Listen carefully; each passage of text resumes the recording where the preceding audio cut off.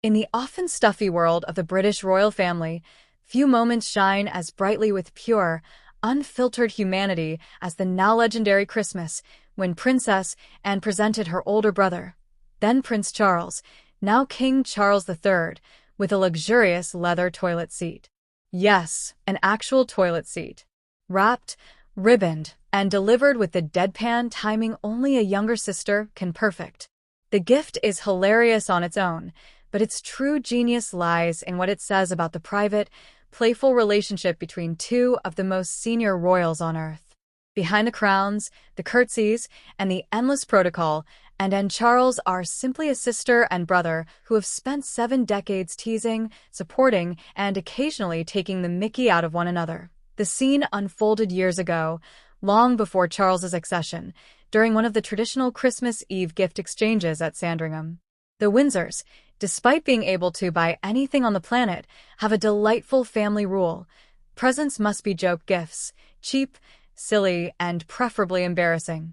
Past highlights have included a shower cap emblazoned with "Ain't Life a Bitch" for Princess Diana and a white leather toilet seat that Prince Harry once gave to his grandmother, the late Queen. In that context, Anne's offering wasn't entirely out of place. What made it iconic was how perfectly it was aimed. Royal insiders have long known that the family uses the euphemism, the throne, for the lavatory. When nature called, one didn't go to the bathroom. One went to sit on the throne. For decades, Charles, the eternal heir, had been waiting, sometimes impatiently, for the real throne, the ancient coronation chair in Westminster Abbey still occupied by his mother. So when Anne handed him an exquisite, supple leather loose seat, the subtext was devastatingly clear. Why wait for Mummy to pop off? Here's your very own throne, darling. Enjoy it now. Former Royal Press Secretary Dickie Arbiter, who witnessed countless private moments, later confirmed the joke's layered brilliance. The room reportedly went quiet for half a second. Imagine the late Queen's eyebrow arching ever so slightly before the penny dropped and the laughter erupted. Charles, according to those present, roared with delight. Prince Philip almost certainly slapped the table in approval. Even Her late Majesty is said to have allowed herself a discreet smile at her daughter's impeccable comic timing. This wasn't cruelty, it was love in its most British form, and has never been one for sentimental speeches or gushing displays of affection. Her currency is dry wit and unflinching honesty. The gift was her way of saying, "You may be the Prince of Wales, the future king, the defender of the faith, and the man who talks to plants, but to me you're still the gangly big brother I used to boss around. Don't get too grand." And Charles needed that reminder more than most. For much of his life, he has wrestled with the weight of destiny, desperate to be taken seriously, anxious about his legacy. And, by contrast, has always been the anti-drama royal. Turn up, do the job, more engagements than anyone else, year after year. Speak plainly, go home. Where Charles agonizes and acts. Where he philosophizes, she rolls her eyes, affectionately, and gets on with it. Their dynamic was forged in a childhood that was privileged yet oddly lonely. Born in 1948 and 1950 respectively, Charles and Anne were the original spare and heir duo long before William and Harry. They shared nannies, tutors, and the peculiar pressure of growing up under constant scrutiny. But while Charles was groomed from the cradle to be monarch and refused to be anyone's shadow, biographers recount tales of a small princess firmly telling her older brother, "You may be the heir, but you're not the boss of me."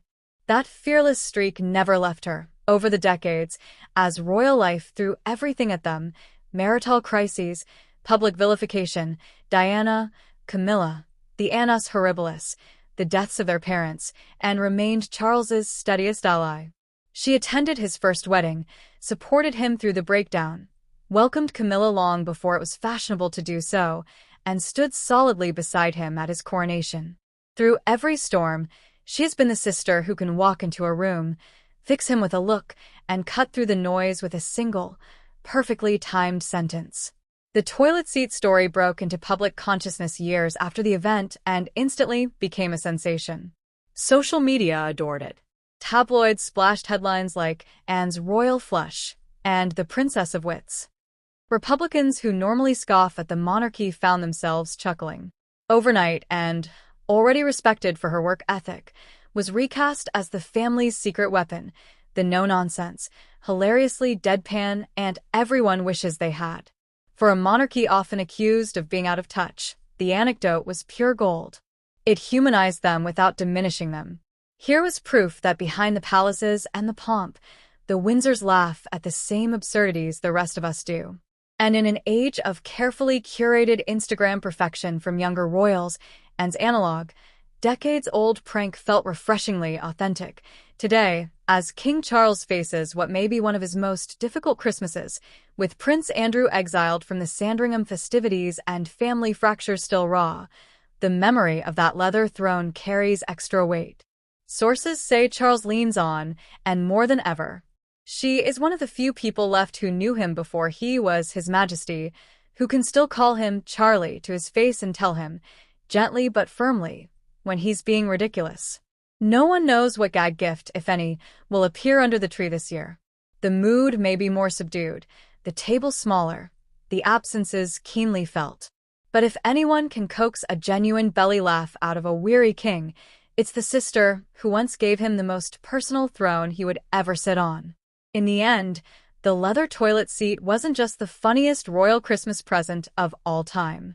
It was a masterclass in sibling love, irreverent, perfectly judged, and utterly unforgettable. Long may Princess and continue reminding her brother, and the rest of us, that even beneath the crown, we're all just human. Now, in Christmas 2025, the leather throne has acquired new poignancy. King Charles presides over a slimmed-down monarchy and an even more dramatically slimmed-down family table. Harry and Meghan will be in Montecito, Andrew is persona non grata, and the York sisters keep a low profile. Only a handful of the old guard remain. William and Kate, Edward and Sophie, and, crucially, palace insiders say the king has come to rely on his sister more than ever.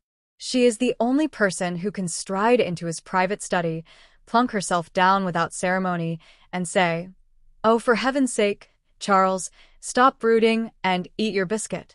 She attends almost every major engagement at his side, quietly taking on extra duties so he can rest his aching back and receive treatment for cancer. When the red boxes pile up and the weight of the crown, both literal and metaphorical, feels crushing, it is, and who can still make him laugh until his eyes water. And one expects another toilet seat this Christmas. The mood will be quieter, the absences too raw. Yet if anyone can coax warmth and laughter from a depleted Sandringham gathering, it is the woman who once gave her brother the most personal, most irreverent, and, strangely, most loving coronation present he ever received.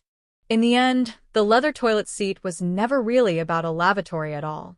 It was about the unbreakable thread that runs between a brother and sister who have shared every privilege and every burden of their extraordinary lives.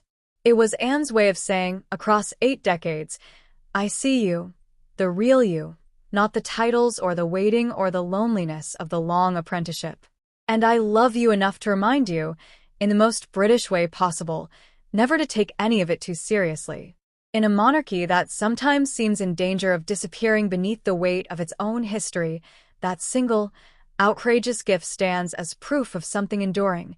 The royal family survives not because of pomp or protocol, but because, at its heart, it is still a family, one capable of love, loyalty, and truly world-class sibling banter. And somewhere, in a cupboard at Highgrove or a display case at Sandringham, a certain oxblood leather throne waits quietly for the next chapter of the story only and Charles will ever fully understand. Long may it, and they reign.